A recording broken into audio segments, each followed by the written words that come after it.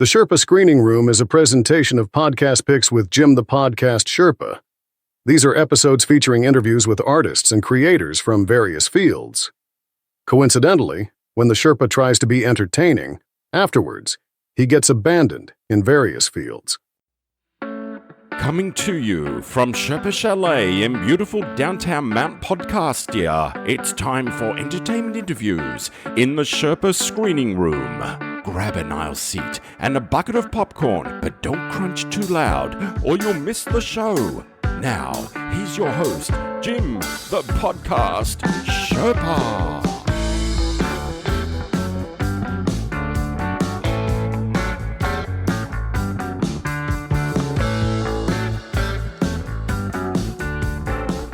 Hello there, rebels of the Sherpa-lution, and welcome to the Sherpa Screening Room. It is a side project of podcast picks with Jim the Podcast Sherpa. That's me, coming to you from Sherpa-lu Studios here in the Sherpa Chalet, high atop Mount Podcastia, where I overlook the millions and millions of podcasts that are out there right now.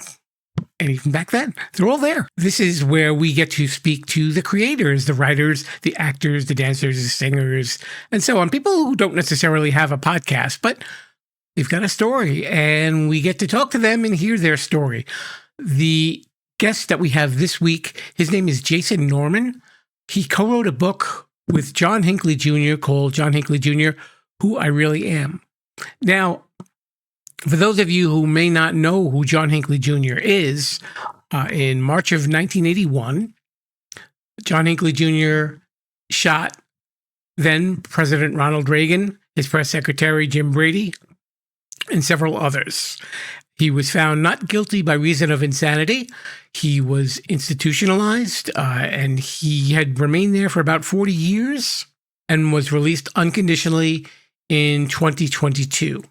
And this is the book really about that whole story about his life. It's his memoir. Unfortunately, I was hoping that Mr. Hinckley would be in on the interview as well, and I have tried reaching out to him. But this is only with me and Jason Norman, what you're going to hear.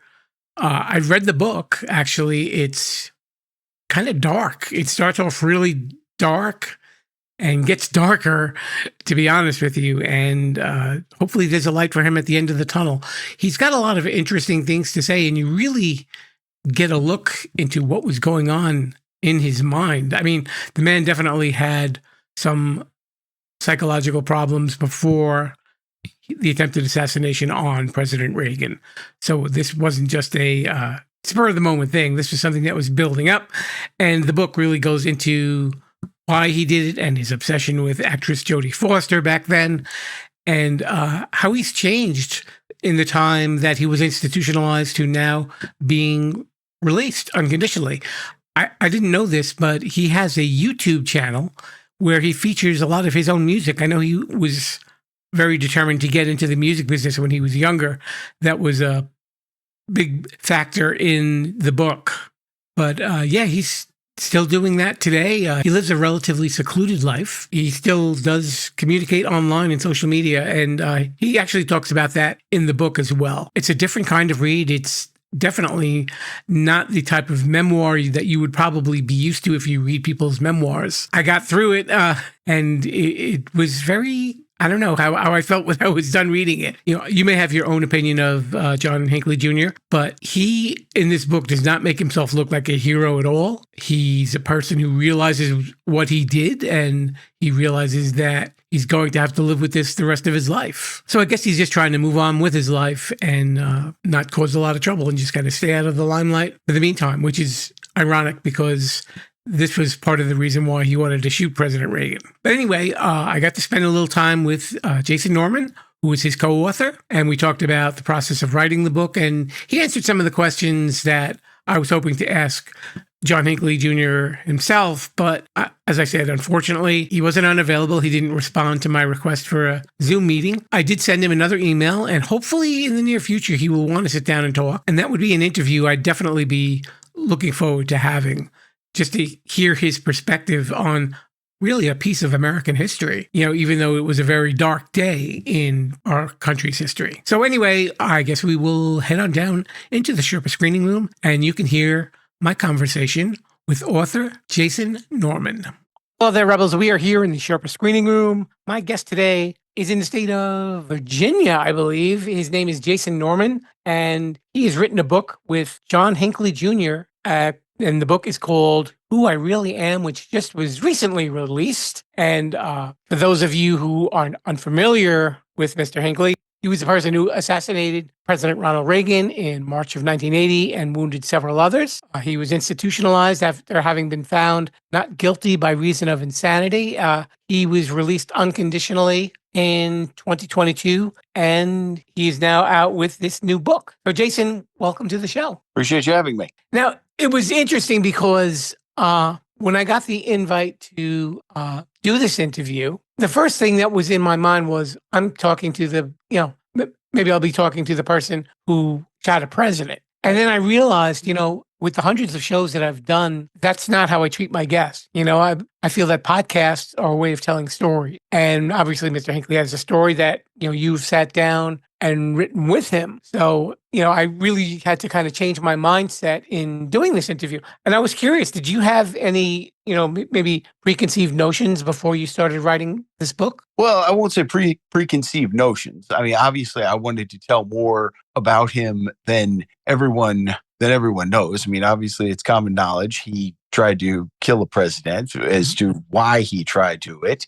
And his case is also, pretty synonymous with the insanity defense, because obviously it's not the first time it's used. It's not the first time it worked, but it's definitely the most prominent example of it working, at least up to that degree. I can personally sit here and remember, like, when I was in grade school reading textbooks about the insanity defense, and his case is always mentioned, and there's usually a picture of him there. So, there was like I said, obviously everyone's always going to know him for what he did that one day and the aftermath. But I wanted to see if there was more to him than anyone knows. I mean, of course there was, but I wanted to talk about the story as to what exactly was there, and I found out quite a bit.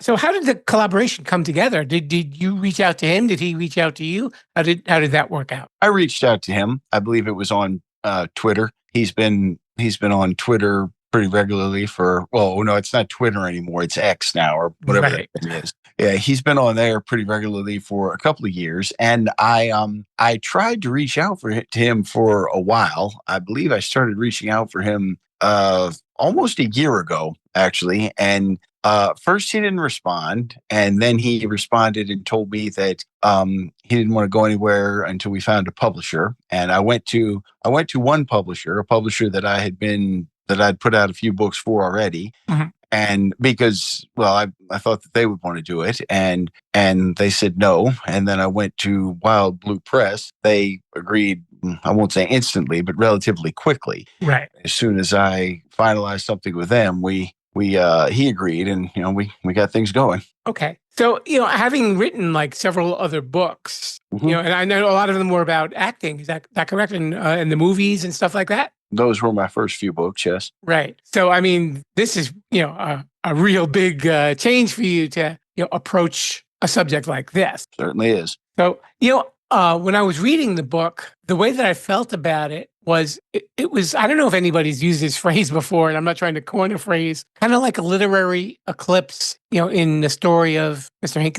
Hinckley's life, that it was bright and then it just gets progressively darker and stays that way until towards the end, where, he seems to be like a changed person, and he can actually look back on his life. Very much. Yeah. So, was all of this written in 2025? Did he have things written down previously? I don't believe he did. Okay. So you took it from the onset of the book, right? From the very beginning of when he was growing up in Texas. Right. Okay. It is like a very brutally honest retelling of everything. He's, for someone who lived, for lack of a better word, in kind of a fantasy world, Mm-hmm. He's got this different vision. He's like becomes, a lot more self-aware. And, it's a brutally honest book. I mean, he's not really painting himself to be any sort of a hero or anything like that. He's definitely self-aware and knows what the world thinks of him now. Right. Were there any parts of the book that were kind of hard for you to write?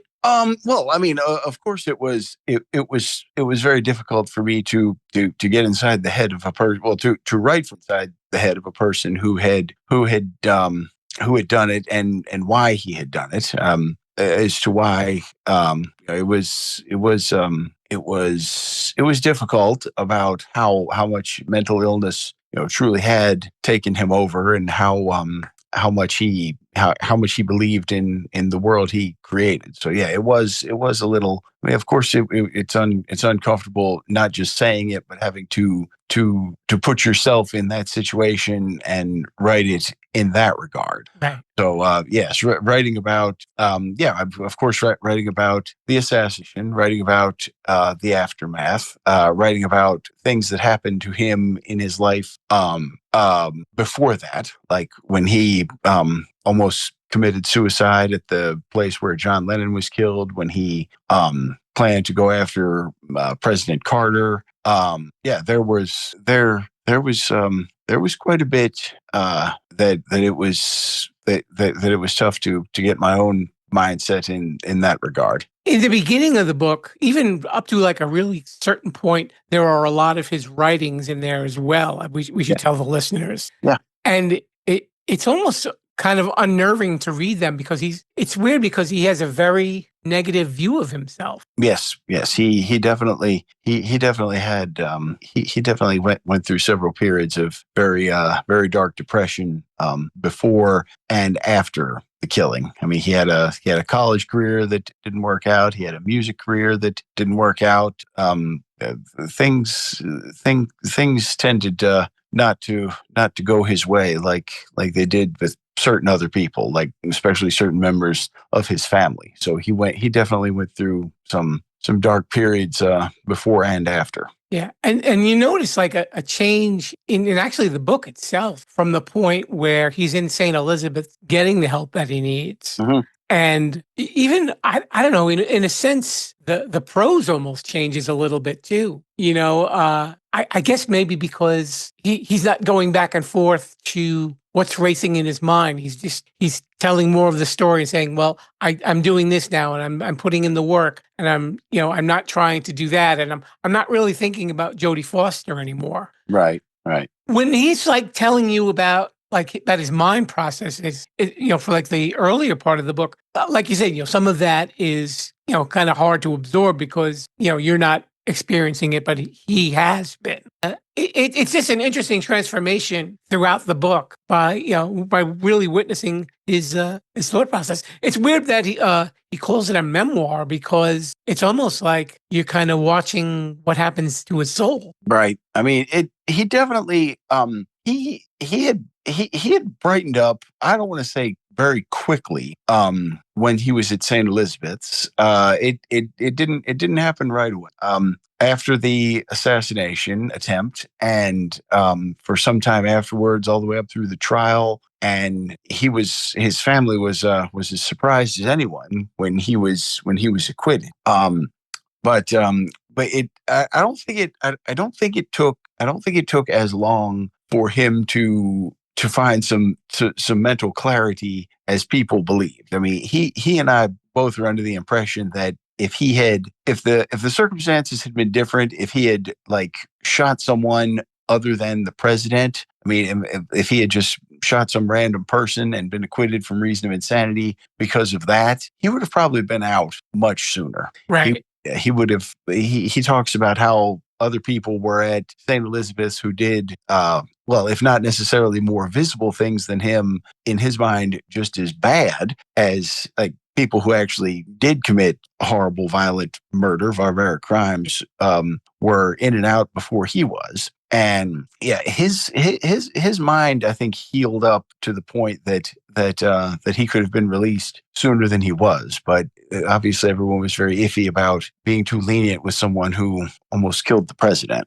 Right, and I guess you can even tell, like even not to give away the ending of the book, but I guess he feels like that's a chain that he's attached to for the rest of his life. That's always the way that people are going to view him, regardless of what he does. Well, that's part of the reason that we wrote the book, is because he is aware of that. But I mean, he wants to be known for more than that. I mean, he's wanted start to be known as a successful musician. He always wanted to be known as that. He would much rather people remember him for what he wants to do as a person, as opposed to what he did and the price that he paid for it. But yeah, I mean, that chain is attached. But part of the reason we wrote it was to, if not break the chain, at least, I guess, widen the glass a little bit. I also noticed at the end of the book that Jodie Foster did not want to comment at all on the book, or correct? Yes. Did he ever intimate that he wanted to say something to her? Well, he did say some things to her. Well, I mean, after he got out, rather. I'm sorry.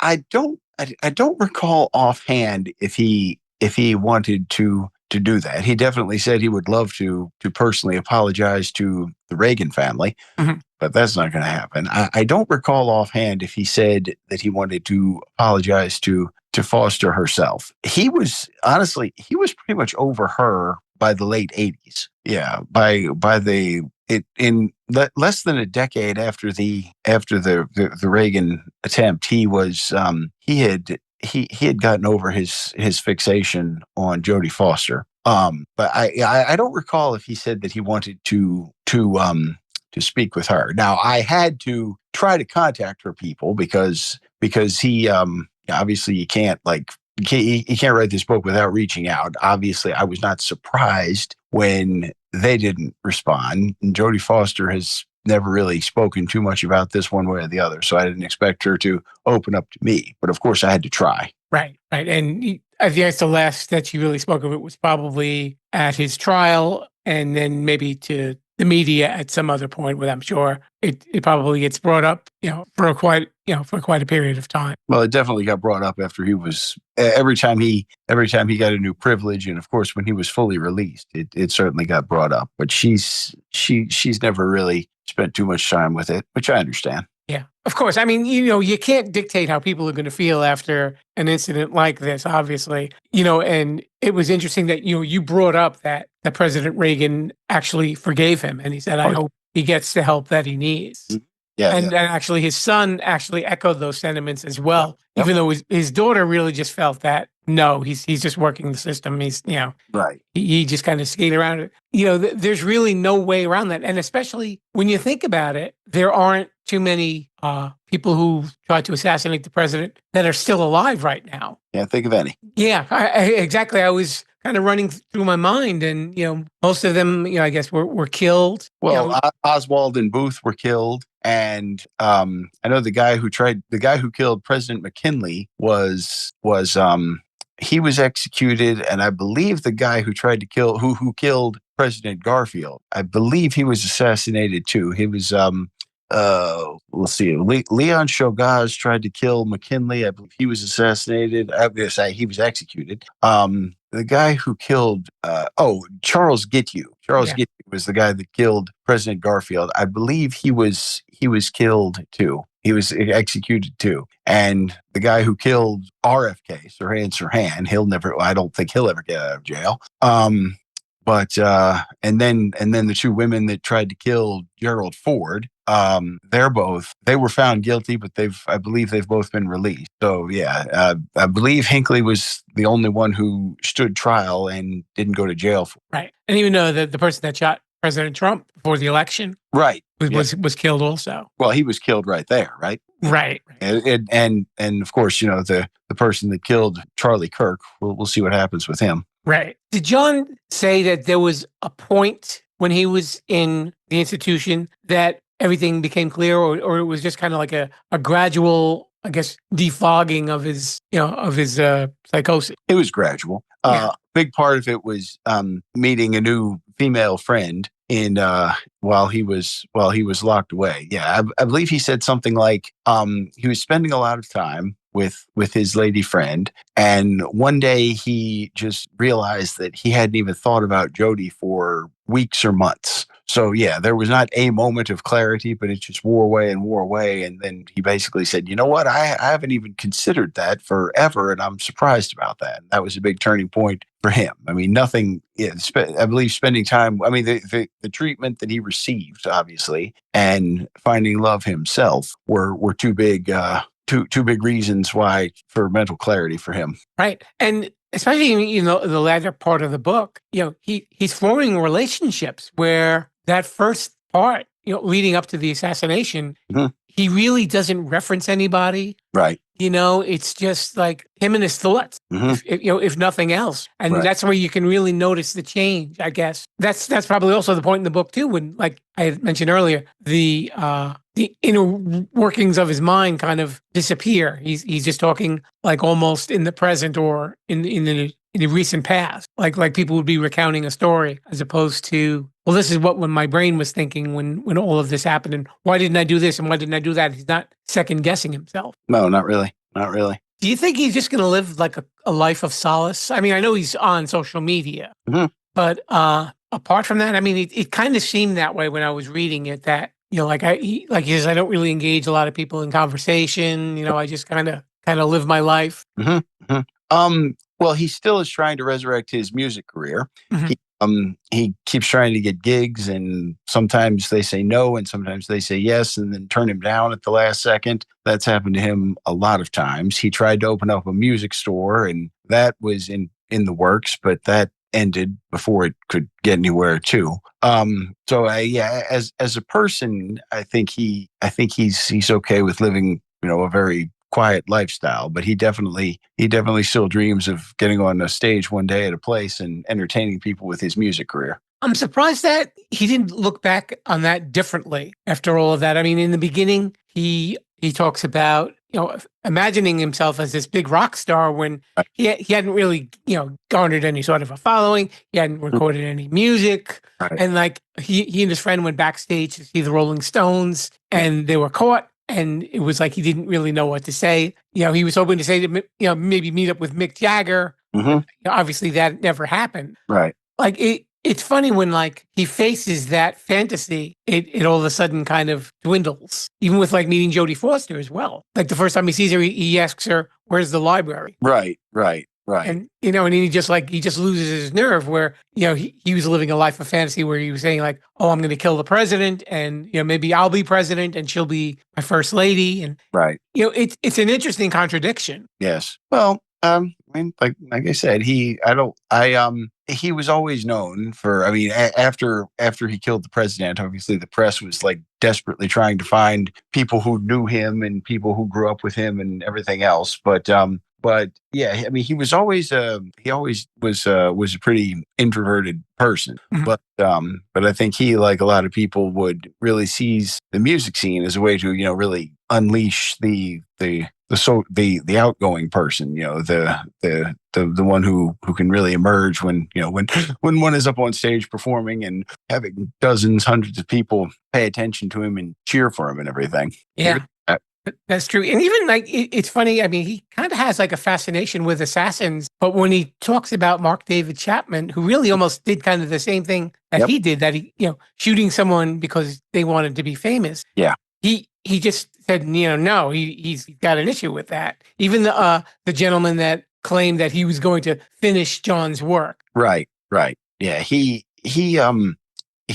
doesn't he did not like Chapman because John Lennon was his hero, and the guy he definitely did not support the guy who finished his work, and he, I believe, at one point reached out to, I want to say, to Charles Manson, but didn't get a response. And yeah, he tried to contact some people that I think were part of his actions there were part of the reason why he didn't why he stayed institutionalized as long as he did. I think people looked at that like, okay, if he's reaching out to some people who have done some horrific things themselves, maybe he's not ready to be released.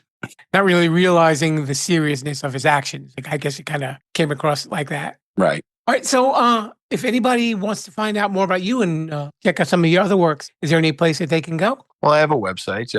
It's normanwrites.wordpress.com. That's got all my information. That has all of my writings, all of my books, and all the writings that I did before I started writing books. I was a journalist in the Hampton Roads area for from, I guess my first instance there was when I was a student at Old Dominion University. That probably started in the late 90s. And then I wrote for one publication after another up until probably 2000, 2006, 2007. And since 2007, teaching has been more of my focal point. But all the writings that I've done for there are on that site. And my first couple of books started popping up in 2014. I've written a couple of books about movies and acting. And then I've written a couple of books I was a sports writer. So I've written a couple of books about female wrestling. And when I say wrestling, I mean like amateur wrestling, like the types you see in schools and the Olympics. And I've also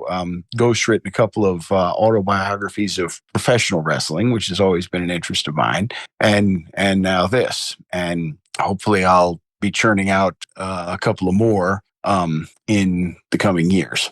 His name is Jason Norman. He's the co-writer with John Hinckley Jr. of Who I Really Am. Jason, thanks so much for coming on the show. Thank you. Appreciate your time. Listen and subscribe on podcast apps everywhere. And we're on YouTube at Sherpa-lution. Sorry, no video. You're welcome. Thanks so much to Jason Norman for spending a little time here in the Sherpa Screening Room. We will provide the link to the book in our show notes, as we always do.